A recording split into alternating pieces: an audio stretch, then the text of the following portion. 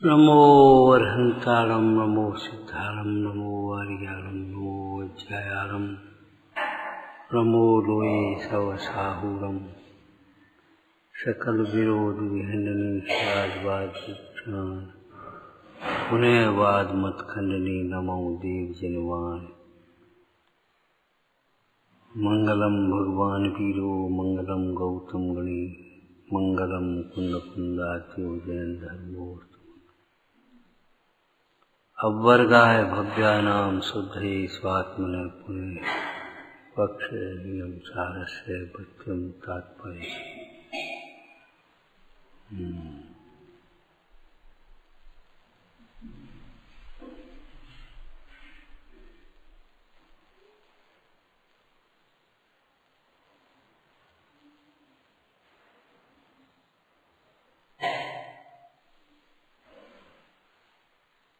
बिना संयम का जीवन अथवा बिना नियम का जीवन, ये कई बात है।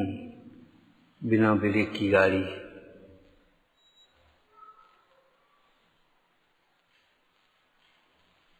दुर्घटनाओं में ब्रेक ही तो काम आएगा, और बिना नियम के ब्रेक का, बिना नियम के अथवा बिना प्रतिज्ञा के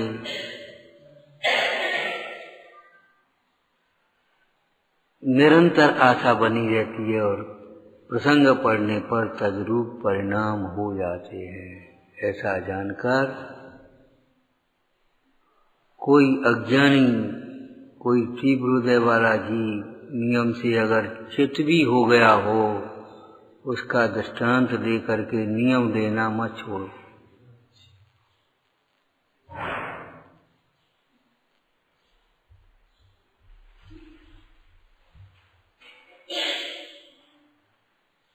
परंतु नियम लेने से पहले नियम को समझो। चरणान योग पद्धति की बात अलग है, द्रव्यान योग पद्धति से समझो तो नियम बनाए नहीं जाते, नियम समझे जाते हैं, नियम पाले जाते हैं। और चरणान योग पद्धति से भी नियम बनाए नहीं जाते, नियम पाले जाते।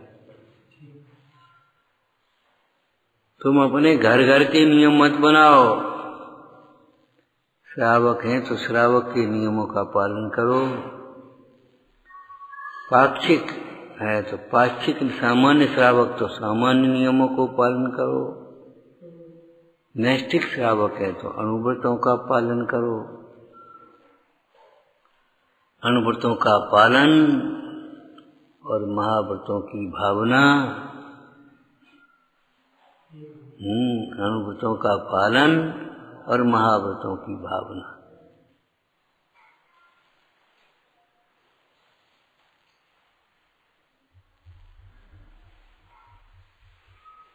खुलासा करो, भेद करके समझाओ इस कथन को। संकल्पी हिंसा का त्याग और शेष हिंसाओं के त्याग की भावना, स्थूल झूठ का त्याग और जितना झूठ नहीं छूट पा रहा भोगो भोग के निमित्त से, उसके त्याग की भावना, लोकनिंद राजदंडनीय चोरी का त्याग और सर्व चोरी का त्याग की भावना, शील की मर्यादाओं का पालन और परम पूर्ण ब्रह्मचर्य की भावना।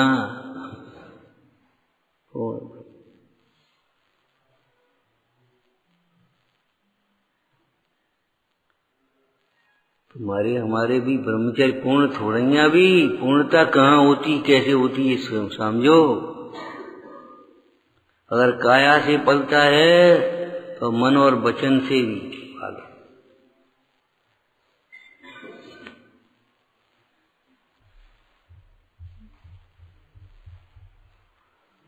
और अगर चरणान योग पद्धति से पलता है तो अध्यात्म से पालो ब्रह्मचर्य। जैसे सामान्य उपदेश है मनुष्य को मनुष्य बनना चाहिए, वैसे ब्रह्मचारी को ब्रह्मचारी बनना चाहिए। कैसे? बोलो, जो लाइन पढ़ते हो उसमें से बताओ। शील बार नौ राग ब्रह्म भाव अंतर लखो, ऐसे बनोगे ब्रह्मचारी। 9 बार सहित ब्रह्मचर्य का पालन, वह तुम्हारा चरणानुयुग पद्धति से ब्रह्मचर्य है। और ब्रह्म भाव अंतर रखो, ब्रह्म भाव अंतर रखो, इसके भीतर ब्रह्म भाव को देखो, इसके भीतर ब्रह्म भाव को देखो, विकार के परिणाम नहीं होंगे। ब्रह्म भाव अंतर रखो।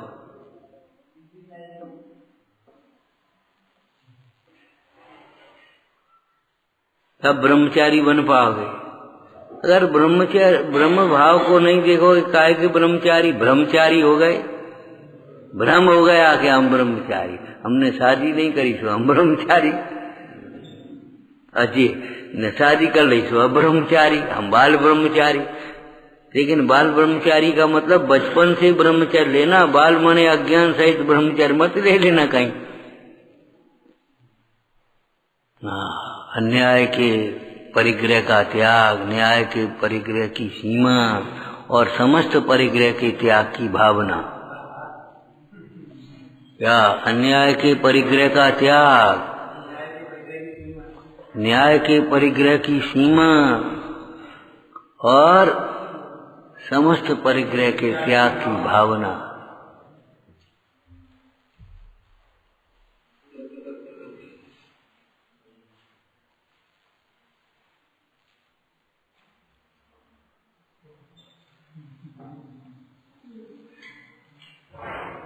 अयोग्य भोजन का त्याग और युक्ताहार, योग्य भोजन कर रहे हैं और अनाहारी दशा की भावना भा रहे।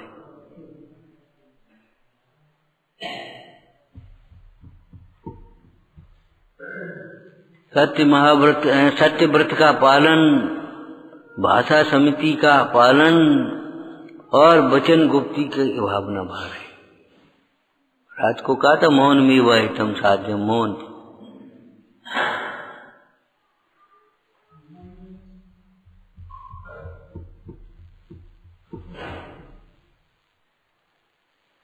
लौकिक क्षेत्र में भी स्वावलंबी बनो और परमार्थ में भी स्वावलंबी बनो। स्वावलंबी का मतलब स्व का अवलंबन, शास्त्र का अवलंबन नहीं।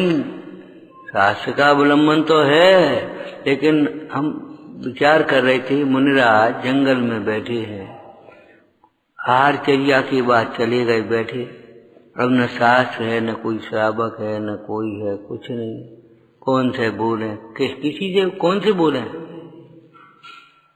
अरे काय को बोले जी? कहो क्यों बोले? क्या से बोले? क्या बोले? शास्त्र नहीं है। ये तो बाहर की बात है, अंतर में विकल्प नहीं है।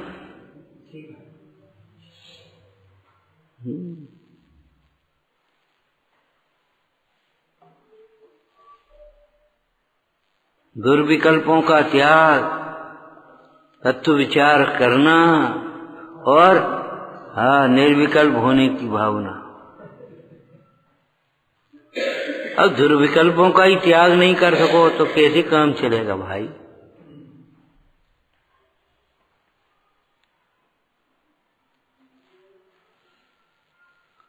जीवन नियम से सार्थक होता है। पद्म पुराण की वो लाइन सुनाओ जो हम कई बार बताते। मुनिराज ने क्या कहा क्या नाम वज्रकर्ण राजा से? मुनिराज वज्रकर्ण राजा जंगल में जा रहा था, वहां मुनिराज को देखा सो उतर करके और पहुंचा, महाराज यहाँ बैठे बैठे आप क्या करते हो? युवा अवस्था, सुंदर स्वस्थ शरीर और ये तो भोगने लायक उम्र है, आप कैसे क्या निकल पड़े? क्या कर रहे हो? तब मुनिराज ने क्या कहा, हे वत्स, क्या तूने नरक के दुख नहीं सहे सुने हैं? प्रियंचों के दुखों को नहीं देखता? ये भोगों के दुख हैं। ऐसा कोई रोग नहीं है जिसके भीतर भोग नहीं हो। और ऐसे कोई भोग नहीं है जिसका फल रोग न हो। भोग में रोग बसे हैं भीतर।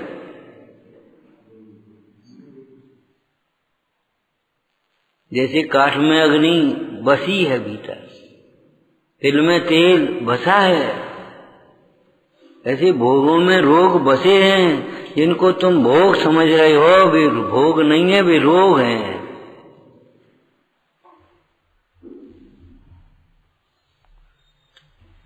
महापुराण में जिनसेन स्वामी ने लिखा, भोगों के भोगन में रोगों जैसी अवस्था ही होती है। इसीलिए काम ज्वर कहा। इच्छा रूपी ज्वर, मोह ज्वर, ज्वर लिखा है। जैसे ज्वर में अवस्था हो जाती शरीर की, ऐसे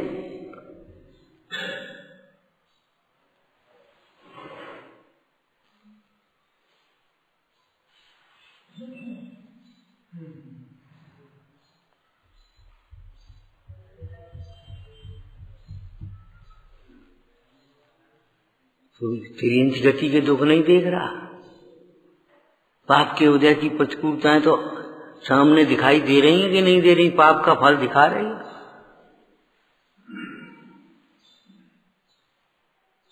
इसको खुलासा कैसे किया था हमने? भैया, जिनको देख देख करके तुम दया कर रहे हो या वैसे कर रहे हो, वे सब जीव हैं, विराधना के फल को समझा रहे हैं। देखो देखो जीव की विराधना का फल। ये विराधना का कौन सी विराधना, क्या फल, वो सब उसमें लिखा भी है, थोड़ा स्थूल रूप से।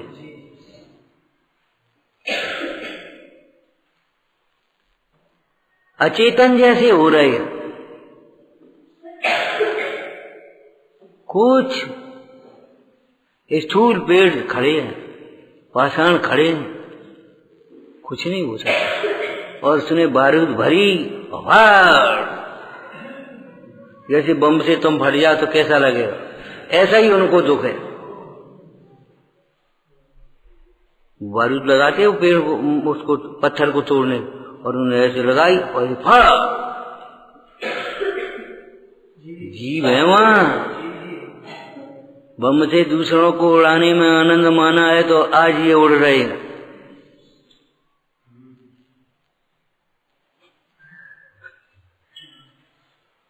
नाली में बिलबिला रहे हैं, कीड़े बन करके बिलबिला रहे हैं, कीड़े पड़ के ऐसे तड़फ रहा है कुत्ता। ये सब जीव की विराधना के फल हैं। सिद्ध दशा आराधना का फल है,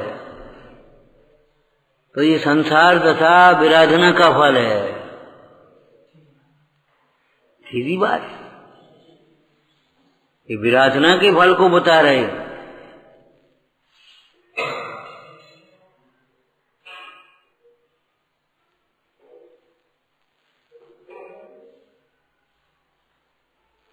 बेचारे कैंसर के रोगी हैं, काय का फल बता रहे हैं? बहुत गुटखा खाया होगा। क्षय के रोगी हैं, धूम्रपान किया होगा, भाई उसके फल को बता रहे। क्या क्या करे बताओ? ये भिखारी भिक्षा मांग रहे और भीख नहीं मिल रही है, मांगे मिले न भीख। ये काय का कंजूसी का फल बता रहे हैं। कंजूसी का फल, योग्य स्थान में धन का व्यय नहीं किया, आज धन का अभाव हो गया। दाने दाने, जैसे पैसा पैसा को तरसते, ऐसे दाने दाने को तरसते हैं। अरे एक एक विषय के हमने कई बार कहा, भैया बादशाह का आदर करो, नहीं तो बादशाह के लिए तरस जाओगे। कोई अच्छे दो शब्द कहने वाला नहीं मिल पाएगा तुम्हें। आज घरों में देखो, बड़े बड़े घरों में क्या दो एक दूसरे से दो अच्छे शब्द नहीं बोल पा रहा। महानगर की किसी की घटना, कब मैंने 70 वर्ष के आदमी ऊपर से कूद करके आत्महत्या करी। 70 वर्ष का आदमी, कोई बोलने वाला नहीं, कोई सुनने वाला नहीं, खाना खा लो। मानसिक दुख बहुत है। कसायों का दुख बहुत ज्यादा है, बहुत ज्यादा है। और कसायों का दुख ही दुख है, बाद बाकी तो निमित्त का कथन है। जितने भी जीव दुखी हैं वे कसायों से दुखी हैं। कसाय में मिथ्यात्व गर्भित है। कितना दिमाग चलता है, कितना दिमाग चलता है। ऐसा दिमाग कहीं सही मार्ग में चल जाए तो क्या कहीं देर न लगे। चोर चोरी करने में जितना दिमाग लगाता है उतना अगर व्यापार में दिमाग लगा ले, मजदूरी में दिमाग लगा ले तो ये जीवन बन जाए, ये समझ लो।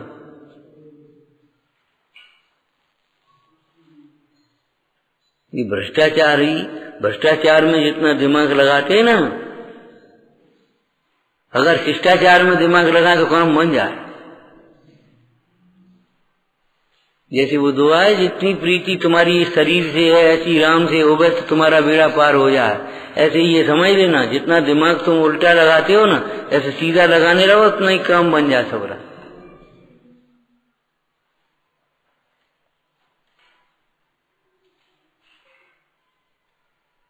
पाप बिना दिमाग के नहीं हो रहे, योजनाबद्ध पाप कर रहा है, उसकी प्लानिंग करता है।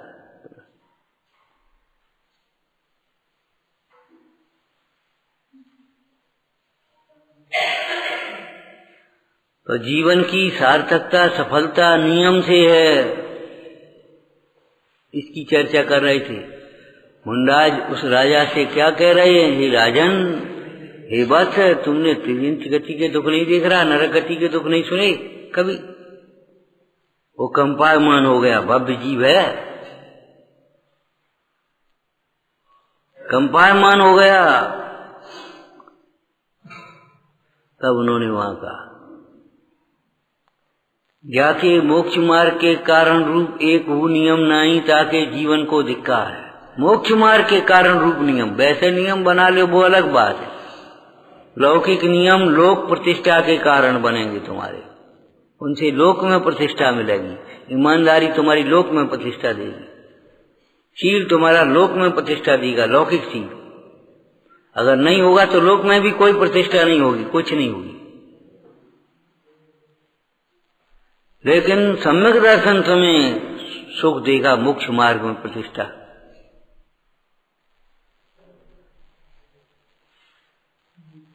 नियमों के बिना जीवन की कोई सफलता नहीं है।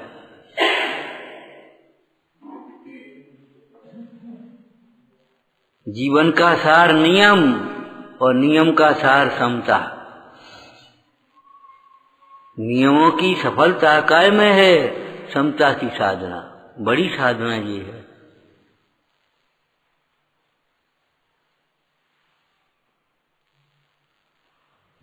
ये गाथाएं तो अपन ने स्वाध्याय कर ली थी। अभिमान को मार्दव से, क्रोध को क्षमा से, ये तो सब। इसमें से कोई नास्ती बताना भैया। चलो एक क्रोध को लो, क्षमा को लो, नास्ती बोलो। क्रोध को क्रोध से नहीं जीत पाओगे, क्रोध को क्रोध से नहीं जीत पाओगे। दृष्टांत बोलो। गरम, हाँ, खून का दाग खून से थोड़ी मिटेगा, गरम लोहे से थोड़ी कटेगा। ठंडा तो गरम से कटेगा ही नहीं, गरम भी गरम से नहीं कटेगा, ये कह रहे हैं। क्षमा को तो क्रोध से तुम क्या जीतोगे, लेकिन क्रोध को भी क्रोध से नहीं जीत सकते। तुम्हारा क्रोध सामने वाले के क्रोध को बढ़ाता जाएगा, पावर बढ़ता चला जाएगा, अंत में मर जाओगे।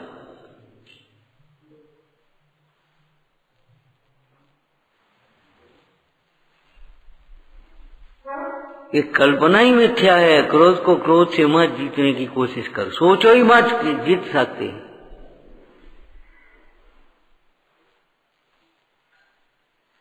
क्रोध को क्षमा से जीतो। एक क्रोधी, दो क्रोधी, कौन जीतेगा? जो क्षमावान होगा उनमें से वे जीतेंगे। क्रोधी नहीं जीत पाएगा, क्षमावान होगा वो जीतेगा।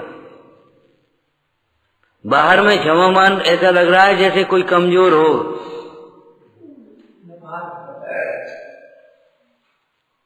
लेकिन ऐसा नहीं है। क्षमा करने में अनंत पुरुषार्थ है, क्षमा धरने में अनंत पुरुषार्थ है। क्षमा धरने में अनंत पुरुषार्थ है, क्षमा करने में अनंत पुरुषार्थ है, क्षमा मांगने में अनंत पुरुषार्थ है। चुप रह जाओगे, क्षमा भी नहीं मांग पाओगे अगर कथा किसी बताओ। ये बता हमारी गलती का है, यही गलती है जो तुम, हमारी गलती का है, बताओ काय की क्षमा मांगे हम कि भैया यही गलती है तुम्हारी, अकड़ रहे हो।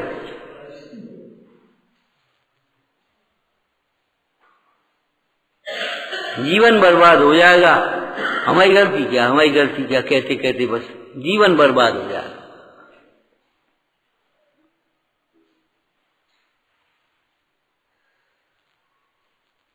क्रोध को क्षमा से जीतो।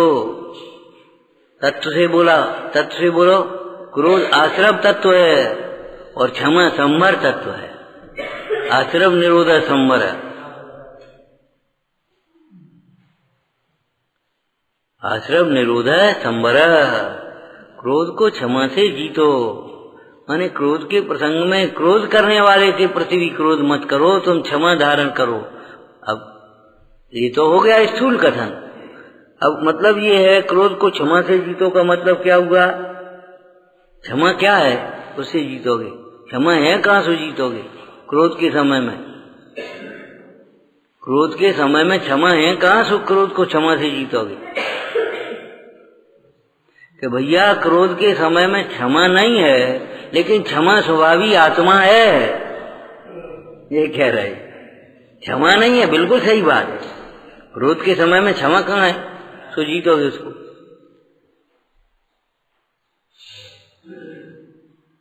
प्रतिपक्षी है ना क्रोध और क्षमा। क्षमा और क्रोध में से एक होगा, लेकिन क्षमा स्वभाव तो दोनों समय में रहेगा। तो क्रोध को क्षमा से जीतोगा क्या मतलब? क्षमा स्वभावी आत्मा के आश्रय से क्रोध का भाव होगा, तब क्षमा प्रकट। जो तुम क्षमा स्वभावी आत्मा का आश्रय करोगे तो क्षमा आ जाएगी, क्रोध चला जाएगा। क्रोध का व्यय, क्षमा का उत्पाद और क्षमा स्वभावी आत्मा ध्रुव। चलो अब क्रोध को क्षमा से जीतो और स्थूल कथन करो।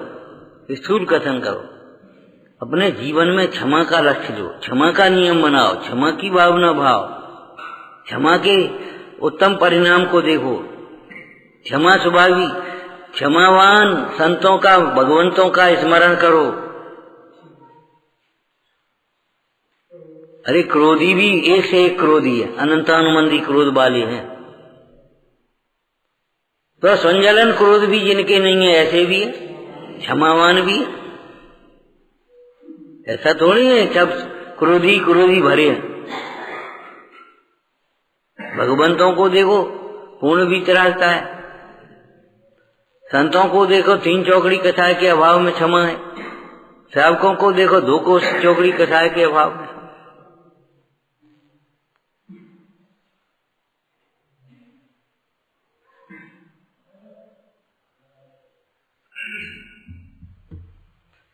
अपने जीवन में क्षमा का लक्ष्य बनाओ। कोई कुछ करे, सामने वाला क्षमा करे न करे, उसका परिणाम उसके साथ में। कितने जितने उपसर्ग कहे उतनी उतनी, जितना जितना वो क्रोध होता जाए सामने वाले उतनी उतनी तुम्हारी क्षमा बढ़ती जाना चाहिए।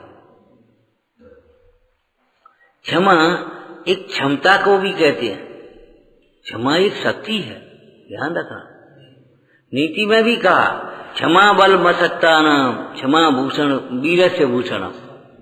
असक्तों का बल है, क्षमा उसकी सुरक्षा करती है।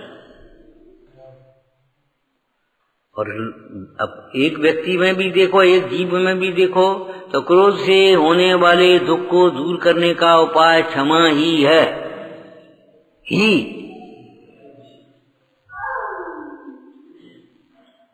क्रोध से होने वाले क्लेश का, दुख का उपाय क्या है? क्षमा ही है। भोगों की वांछा से होने वाले दुख के दूर करने का उपाय योग ही है, नियम ही है, संयम ही है, ब्रह्मचर्य ही है, और कोई नहीं है।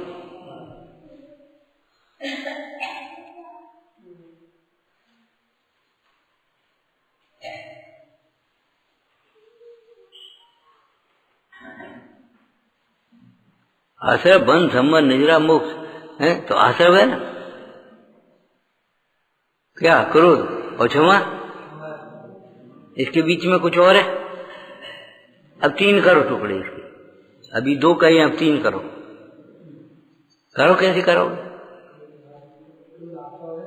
भैया? क्रोध पाप भाव है, व्यवहार क्षमा पुण्य भाव है, और उत्तम क्षमा निश्चय समा बहुत संबर भाव, धर्म भाव। 3 टुकड़े में करोगे ना वो शास्त्रों में, शुभाश्रव और शुभाश्रव। अब क्रोध की भाषा में कहें तो क्रोध आया, क्रोध के अनुसार परिणाम आने की इच्छा हटता है तो नहीं कि नहीं? अभी दे थापड़म ठंडा तो लाओ मेरा, ये खड़ा खड़ा क्या बक रहा है, चुप रह। ये पाप भाव है। और क्रोध के अभाव की भावना, क्षमा की भावना, ये पुण्य भाव है। और क्षमा भाव, क्रोध उत्पन्न ही नहीं हुआ। निश्चय क्षमा, क्षमा में 2 हैं, एक निश्चय और एक व्यवहार। क्रोध में 2 नहीं है। क्यों नहीं है बताओ? क्रोध में 2 क्यों नहीं है? अरे क्रोध स्वभाव नहीं है ना, क्षमा तो स्वभाव है। तो एक स्वाभाविक क्षमा होगी और एक उसका व्यवहार होगा उसका कुछ। लेकिन क्रोध तो व्यवहार है ना, उसका उसमें कहां से आ जाएगा निश्चय और व्यवहार?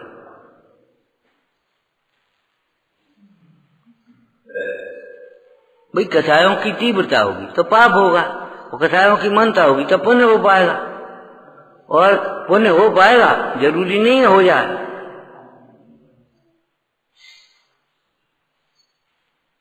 और कसायों का भाव होगा तो धर्म होगा। क्रोध के लिए खेद होना, क्रोध से भेद होना, क्रोध हमारा स्वभाव नहीं। दूसरा वाक्य बोलो भेद का, क्रोध हमारे लिए हितकर नहीं, और क्रोध किसी के लिए हितकर नहीं, हमारे लिए भी नहीं और तुम्हारे लिए भी नहीं। क्रोध अपने लिए भी हितकर नहीं है, पर के लिए भी हितकर नहीं। अपना भी घात करेगा और प्रभावना का भी घात करेगा, और सामने वाले का भी घात करेगा, पुण्य का भी घात करेगा, और पुण्य के घात होने पर पुण्य से होने वाले स्वास्थ्य का भी घात करेगा, भोगों का भी घात करेगा, इंद्रिय सुख का भी घात करेगा। ये क्रोध क्या समझते हो? सामने की थाली बढ़िया भोजन और तुम खाना चाह रहे हो, सामने वाला खिलाना चाह रहा, और गुस्सा आ गई तो खा नहीं पाओगे, और खा भी लोगे तो जहर बनेगा। जबरन खा भी लोगे तो जहर बनेगा। क्रोध, ये तो सब चर्चाएं पहले चल गई, अब ये चला है बस चल गई, बस चली नहीं चली गई। नहीं भैया, अनादर मत करो जिनवाणी का, अनादर मत करो। विश्व में दूसरा पाप नहीं है इससे बड़ा, सारे पुण्य बेकार चले जाएंगे। क्रोध एक अग्नि है, साल भर की मेहनत फसल हरी भरी फसल खत्म हो जाए। क्रोध में बढ़िया फसल आई, कट करके खलिहान में धरी, और 2 भाइयों में लड़ाई हो गई, और गुस्सा आई, उसने आग लगा दी, सब जल गई। ये घटना है, और जाने कितनी घटनाएं ऐसी होती हैं।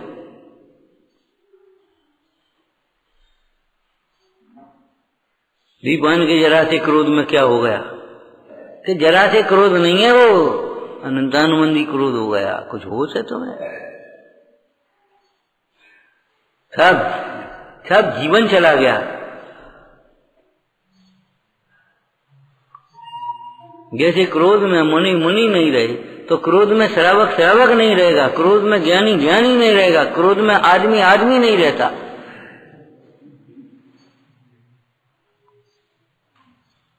क्या कहा था, जैसे एक चोर घर में घुसता है तो सबसे पहले लाइट और टेलीफोन काटता है। अंधेरे में कर सकता है, अंधेरे में क्या करेगा बोलो, और टेलीफोन काट देगा। तो ऐसे ही जब क्रोध आएगा तो ज्ञान का नाश करेगा और पंच परमेष्ठी गुरुजनों से तुम्हारा संबंध तोड़ देगा, अलग कर देगा। चलो यहाँ से खत्म मामला, बस हो गया काम, बस अब हमारा राज्य आएगा। अब चलो अब क्या करना है, यहाँ तो टोंकने वाला था, क्या कर रहे तुम, और वहां कोई टोंकने वाला नहीं, बस अपने आराम से पढ़ाए गए। चाहे घर हो, चाहे समाज हो, चाहे कहीं हो, आराम। अब कोई वहां टोकने वाला तो है ही नहीं, पोसने वाले हैं सब, बढ़िया बढ़िया कहने वाले हैं।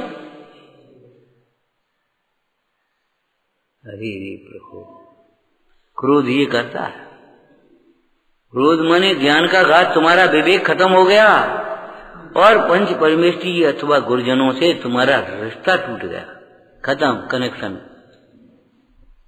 सांस धर के बैठ ही हो, मन नहीं लगेगा, से नहीं लगेगा, हम क्या पढ़ रहे, होश नहीं, कुछ समझ में नहीं आ रहा। क्यों, सांस से ज्ञान थोड़ी हो रहा है, उपयोग से ज्ञान होता है। पंडित टूटरमल जी ने सुंदर लिखा है, तुम कहते हो नाम सुनने की महिमा है, अरे बिना परिणाम के तो नाम लेने वाला भी स्वर्ग अधिक नहीं जाता। उत्ताधिक स्वर्ग में गए तो वे ओकार मंत्र या संबोधन को सुनकर के उनकी जो कथाएं घटी हैं उसका फल हुआ है, परिणामों की विशुद्धता। ऐसा नहीं है नाम सुन रहे सुख तर गए, बिना नाम लेने वाला, नाम पढ़ने वाला भी नहीं तिरता बिना परिणाम के। तो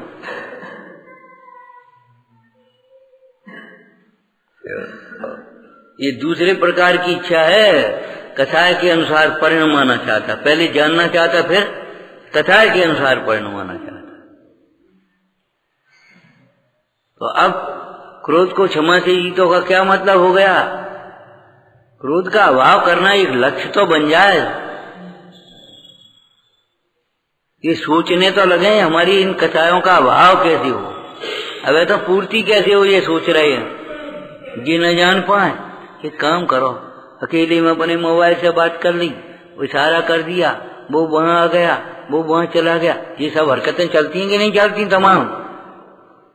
और उसने ऐसा कह दिया, उसने ऐसा कर दिया, और अब करें क्या करें, वो फलाना ऐसे, उसको छिपाने के लिए, एक पाप को छिपाने के लिए 100 पाप करता है, और इन्हें पतू न पड़ जाए। और पतू क्यों, क्या करो तुमने, नहीं नहीं नहीं, वो हमने नहीं, वो हमने नहीं, वो हमारा जी भाव नहीं था, वो फलाना था, वो डी का था। रे प्रभु, इतनी मन एक अकेला थोड़ी आता है, उसके पीछे बहुत हैं। है क्या कर रहा है, बाकी पीछे कोई और खड़ो है, अकेलो नहीं है वो। अकेलो हो तो ऐसा बोल नहीं बात हो।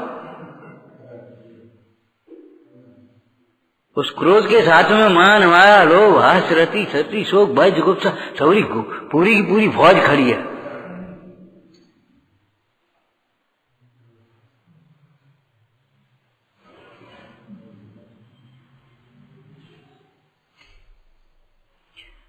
अभी क्रोध के अभाव को सुखरूप समझा ही नहीं है, क्रोध की पूर्ति में सुख समझा है।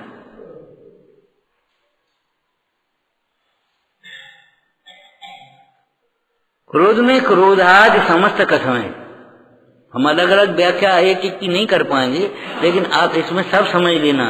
और समझ लेना माने ऐसे ही बस सब समझ गए, ये भ्रम मत पालना, बैठ करके अलग अलग अभ्यास करना। आध घंटे के भोजन को, 20 मिनट को भोजन को पचाने के लिए 6 घंटा श्रम करना पड़ता है सारी। तो इस तत्व को पचाने के लिए आपको श्रम करना पड़ेगा, मानसिक। वो शारीरिक श्रम है, ये मानसिक श्रम है। तब बात समझ में आ पाएगी, नहीं तो ठीक है ठीक है। ऐसा अभिमान लगता है, 10-20 लोग बोलते, जब सुनते हैं तो सब समझ में आता है। हे भगवान, सब समझ में आता है। और फिर भूल जाते। सुनते हैं तब सब समझ में आता है, मने इतना अभिमान, कुछ नहीं समझ में आता। समझ में आ जाएगा तो भूल कैसे जाओगे? शब्द भले भूल जाओ, भाव तो नहीं भूलो। लेकिन शब्दों की धारणा को धारणा मान लेते, शब्दों को भूलने को भूलना मानते, भाव वासन की कोई ठिकाना ही नहीं। सुनते हैं तब तो सब समझ में आता, पढ़ते तो सब समझ में आता। इतना तुम्हें अहंकार हो रहा है, बेकार है तुम्हारे जीवन, कुछ समझ में नहीं आता, एक भी प्रश्न नहीं है। लेकिन अभिमान पूछने दे तब ना।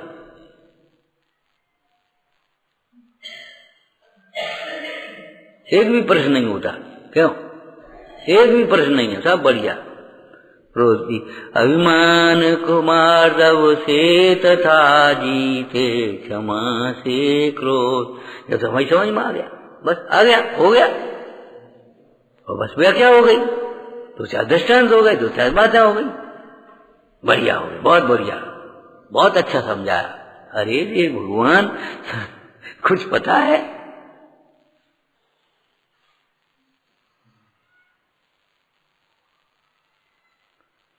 अभी तो कसायों की पूर्ति में सुख लगता है।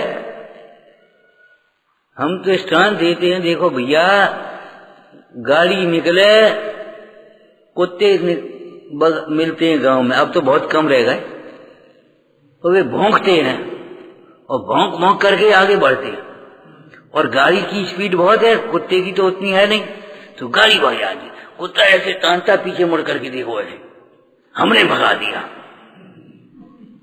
हमने अपने गांव के बाहर खदेड़ दिया इस गाड़ी को। ऐसा रहता है।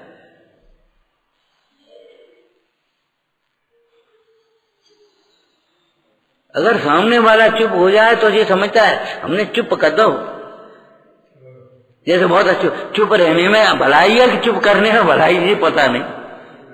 और चुप हो गया है, ऊपर से चुप है कि भीतर से चुप है, ये पता नहीं। भीतर भीतर सुलग रही है उसकी।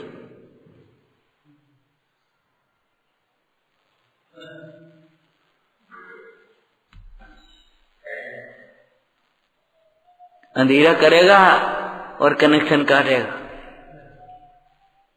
एक क्रोध। और क्रोध का क्रोध में, जैसे क्रोध के प्रसंग में करे, तुम्हारे ब्याह में तुम्हारे गीत गा तो उनके ब्याह में, उनके गीत गा तो उनके ब्याह में उनके, ऐसे क्रोध का प्रसंग है तो बेई बात है। क्रोध के लिए है बेई बात है, मान के लिए बेई बात है, माया के लिए, सब एक ही है।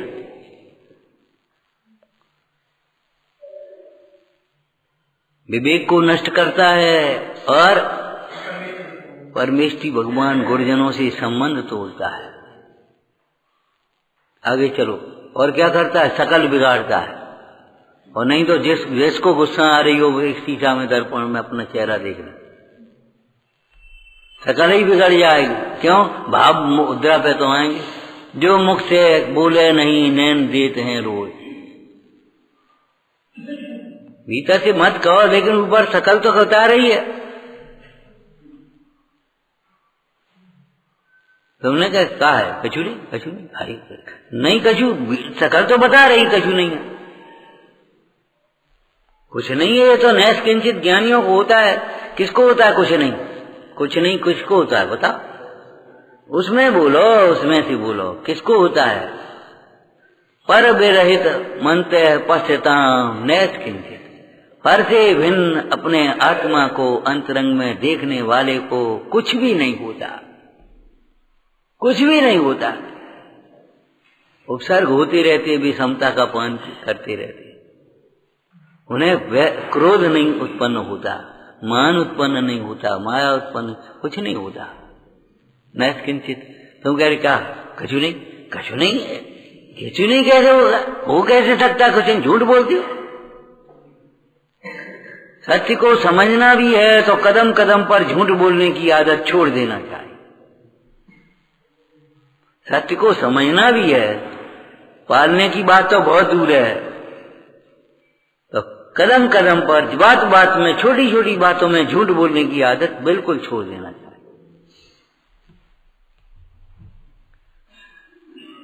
तो जो कुरुक्षायों की पूर्ति में सुख मान रहा है वह कसायों के अभाव का उपाय क्यों करेगा? वो अपने क्रोध को क्यों रोकेगा? वो तो इसको भगाएगा। तू भग गया और वो भी गुस्सा होगी तो ले हम जा रहे, खत्म मामला। लेकिन मानेगी नहीं, मानेगी नहीं, सुनेगी नहीं। हम चले जाएंगे, हम मर जाएंगे, लेकिन नहीं, हम तुम्हारी नहीं माने। ऐसी कसाय होती है। अनंतानुमति कसाय की नमूना है। शास्त्रों में कसायों का जो वर्णन है अथवा मुख्य रूप से अनंतानुबंधी, क्यों? सम्यक दर्शियों के से नीचे जितनी है वो तो सब अनंतानुबंधी है। सम्यक दर्शियों के फिर अप्रत्याख्यान रह गई, फिर प्रत्याख्यान, फिर सुंजन। यहाँ न्याय का योग का विचार रहे, वहां तो अप्रत्याख्यान होगी कथा। और न्याय का विचार ही नहीं रहे, अंधी हो जाए, वो तो अनंतानुबंधी। नियम से दूसरों को सर्टिफिकेट मत देना, तुम्हारी अनंतानुबंधी है जा। हाँ, अरे कभी ज्ञानी को भी कथा तीव्र हो सकती है, ऐसा नहीं है। तीव्र और मंद से अनंतानुबंधी का संबंध नहीं है, उसके अंतर के अनुभाग से संबंध है।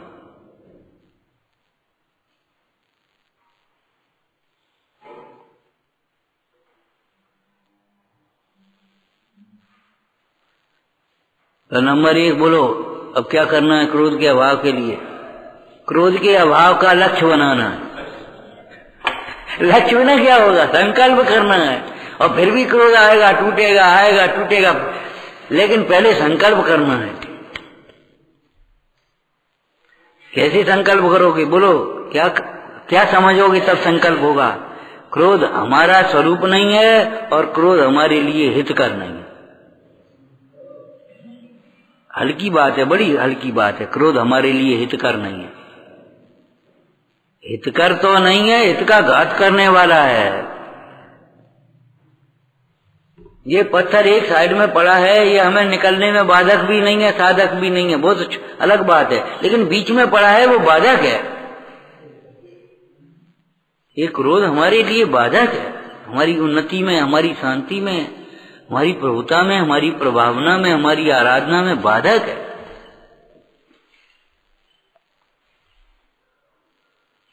पहला वेद ज्ञान क्या करोगे? क्रोध पर भाव है। और दूसरा वेद ज्ञान क्या करो? क्रोध है। क्रोध दुख का कारण है। इसमें तीसरी बात बोलो, क्रोध दुख का कारण है। बोलो, क्रोध दुख का कारण है। अब इसको वेद करो, समझाओ। क्रोध ही दुख का कारण है और कोई नहीं। और क्रोध दुख का ही कारण है। क्रोध से तुम सोचो कोई सुधार हो जाए, बिल्कुल नहीं। सुधार के नाम पर भी क्रोध मत करना। क्रोध से नहीं सुधरेगा, सुधरेगा तब क्षमा से सुधरेगा, क्रोध से नहीं सुधरेगा। तो ही समझ में आ गया क्या? क्रोध ही दुख का कारण है, वो परद्रव्य नहीं। जिस पर क्रोध आ रहा है वो क्रोध, वो दुख का कारण नहीं है। उसे भगाने से काम नहीं चलेगा। क्रोध ही दुख का कारण है, क्रोध को जीतने से काम चलेगा। हो गया? अब दूसरा ही कैसे बताया? दुख का ही कारण है। तुम सोचो कभी सुख का कारण किसी के लिए हो जाए, वही पंचमा काल है, ग्रस्त दशा है। मुंडाजों के लिए तो भैया क्रोध दुख का कारण है, और ग्रस्तों के लिए तो भैया व्यवस्था है, जरूरी है। बाकी बिना सबको काम ही बिगड़ जाए। अगर जरा सा भय रहेगा, गुस्सा हो जाएंगे तो नहीं काम बनो रहे। अरे काम नहीं बनो रहा, पीछे सब बिगड़ जाएगा। घरों में भी भय का वातावरण नहीं होना चाहिए, संस्था में भी भय का वातावरण नहीं होना चाहिए, देश में भी भय का वातावरण। भय के वातावरण में कुछ भी सीखा समझा नहीं जा सकता। गलती होती है बच्चे से, लेकिन अगर भय होगा तो वो तुमसे कहेगा नहीं, छिपा करके उल्टा सीधा करेगा। और अगर भय नहीं होगा तो वो आकर के तुरंत कह देगा पापा, बाबा, मम्मी, दादी, अम्मा, वो कह देगा ऐसा हुआ, तो उसका समाधान हो सकता है। और भय के वातावरण में कुछ नहीं हो सकता। अगर गुस्सा होंगे कहो मती। इतने विवेक वाले तो बहुत कम होते, गुस्सा होने तो हो नहीं है, लेकिन समाधान तो हो जाएगा। वैसी सुई लगाएंगे तो लगाएंगे, लेकिन कम से कम रोग तो ठीक हो जाएगा। लेकिन बालक ये थोड़ी समझ, कोई सुई लगाएंगे हमने याद है। अब तो सुई की व्यवस्था होगी, पहले तो वो कड़वी दवाई देंगे, वो हमने काढ़ो का दवा हमने पिया, हमने जा रहे जैसे कहीं काढ़ो पियो।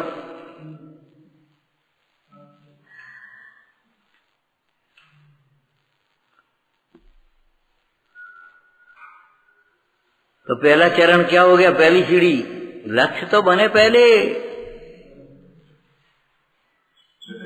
भाई बड़ी प्लानिंग होती है तो उसकी छोटी छोटी प्लानिंग बनती ही नहीं। बड़ा ऊंचाई है तो स्टेप स्टेप स्टेप है ना, सीढ़ियां बनती हैं कि नहीं बनती। और सीढ़ियां नहीं है तो ऊपर कैसे पहुंच जाओ, वैसे ही तो मोक्ष का लक्ष्य, अरे वो तो एक परम लक्ष्य हो गया, परम साध्य हमारा।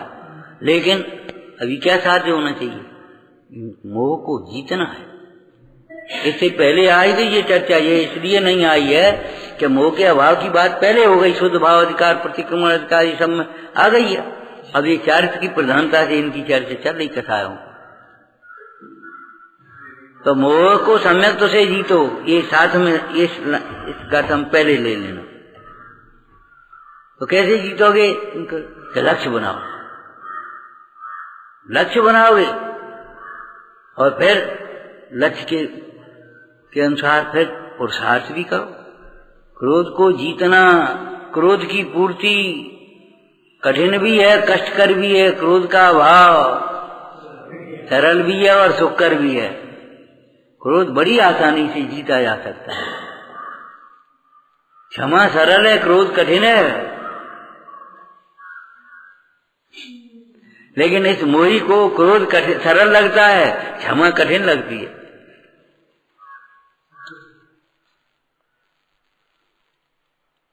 लक्ष्य बना, फिर वेद ज्ञान किया और फिर उसके प्रति विश्वास जगा, जीत सकते बिल्कुल।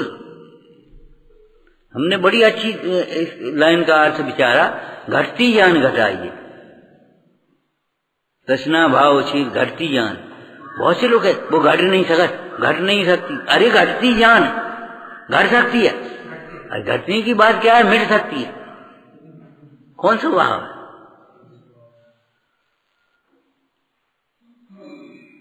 तो क्रोध का भाव संभव है, असंभव भी नहीं है, हो सकता है।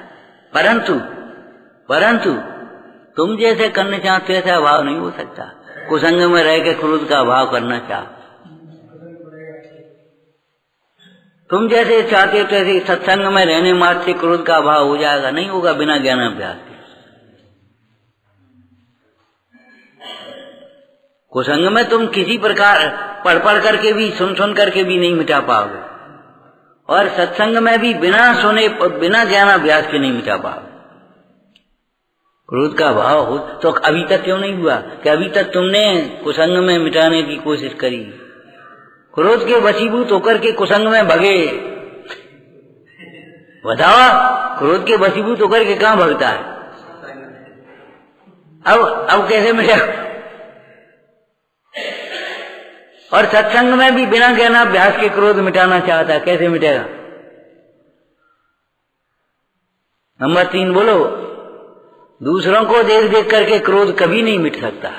पर के लक्ष्य से तो क्रोध होता ही है, और तुम पर को देख करके क्रोध मिटाना चाहते हो, कभी नहीं मिटेगा। अपने को देखोगे, अपना हित देखोगे, अपना समझोगे तो क्रोध मिटेगा, नहीं तो नहीं मिटेगा। आगे इसमें गुणवत्त स्वामी के कलश दिए, वो इसमें अपने आत्मानुशासन के छंद, उसमें क्रोध के प्रसंग में दिया कि देखो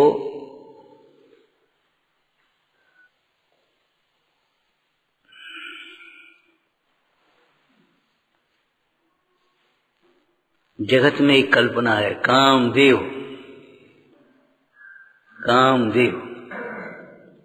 दो नेत्र तो होते ही हैं। शंकर ने रुद्र की, शंकर की चर्चा आई, शंकर ने कामदेव जी जगत के जीवों को बहुत परेशान करता है, सारे जगत के ऊपर हावी है ये कामदेव। तो एक देव में काम की कल्पना, कामदेव की कल्पना करके और तीसरा नेत्र खोल करके काम का नाश कर, आग लगा दिया, भस्म कर दिया बाहर वाले का। लेकिन चित्त में बैठे हुए काम को कोई नहीं मिटा पाए, उसके कारण से क्या दुर्गति हुई उसको समझना, ये दृष्टांत है। ऐसे ही और ले लेना, आज तो इसका प्रचार होने लगा है। जे रावण जलावे से क्या होगा, भीतर को रावण तो जलाए। जे रावण जलाने का मतलब है बुराइयों को जलाना। रावण को जला रहे, ये भीतर का रावण तो ना। और अब तो लोग कहने लगे, अरे क्या कहें हम, राम तो तुम राम राज चाहते, राम तो राम, रावण नहीं है आज रावण भी नहीं है, उससे भी कितने पतित हो गए। रावण को जलाने, वहां रावण का पुतला जलाने से काम चलेगा, यहाँ से जलाओ रावण, माने बुराइयों को जलाओ। ऐसे यहाँ के काम को तो जीता देखा नहीं तुमने, और वो कामदेव की कल्पना करके उसको मार दिया या जला दिया तीसरा नेत्र खोल करके। नहीं, तीसरा नेत्र माने ज्ञान नेत्र होता है, ज्ञान के द्वारा इस काम को जीतो, ये कहने का मतलब।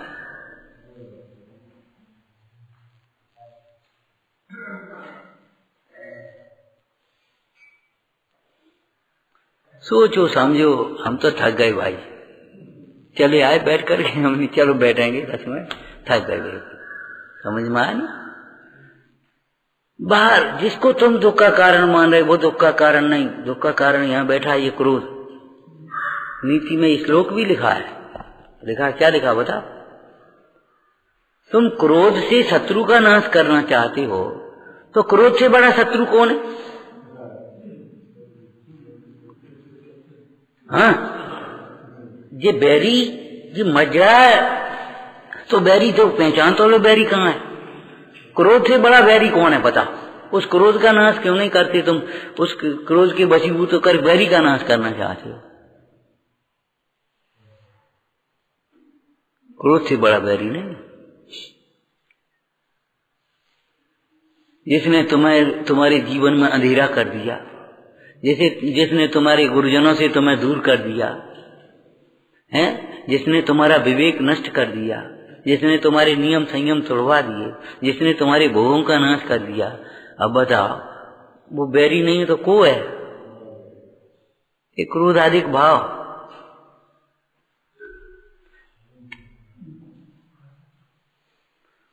भोग बुरे भव रोग बढ़ावे, बैरी हैं जग जिय के, बैरी हैं। तो संकल्प तो करो पहले, फिर अनुयोग पद्धति से देखो। धन की अभिलाषा के लिए, दरिद्रता को दूर करने के लिए राजा के पास जाता है। ऐसे आप क्रोध के अभाव के लिए, क्रोध का अभाव जिन्हें हुआ, इन भगवंतों के पास जाओ, जिनराज के पास जाओ, इन मुनिराजों के पास जाओ, माँ की गोद में आओ, जिनवाणी का अभ्यास करो, तब तुम्हारा क्रोध मिट पाएगा। नहीं तो बातें रह जाएंगी, वो हमारा स्वभाव नहीं है, वो भिन्न है, वो उसे उदय है, वो फलाना है, सब बातें करते रहोगे और फिर गुस्सा करते रहोगे।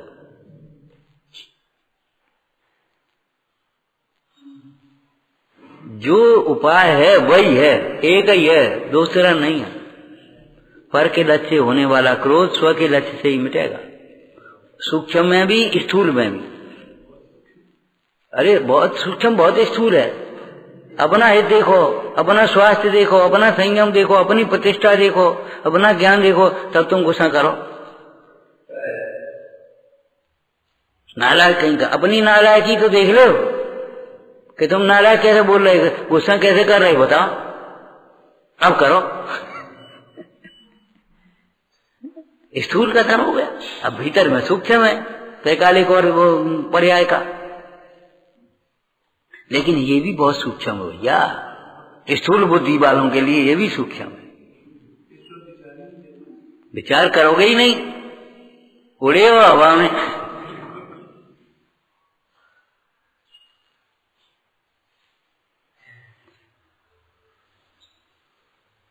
विचार करो भाई, नहीं कर पाया कोई बात नहीं, प्राग भाव है, प्रध्वंसा भाव है, पहले नहीं किया तो आज कर सकते हैं। हाँ, निज निधि निज में बताई, यह अनंत उपकार है। सके लिए जिन वाणी माँ को वंदना सतवार है।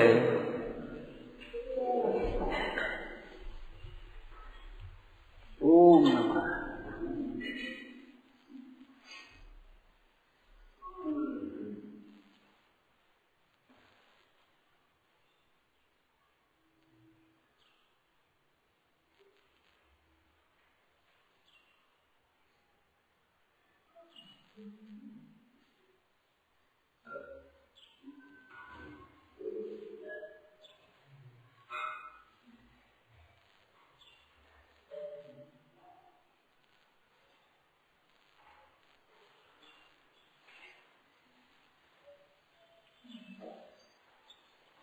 ओम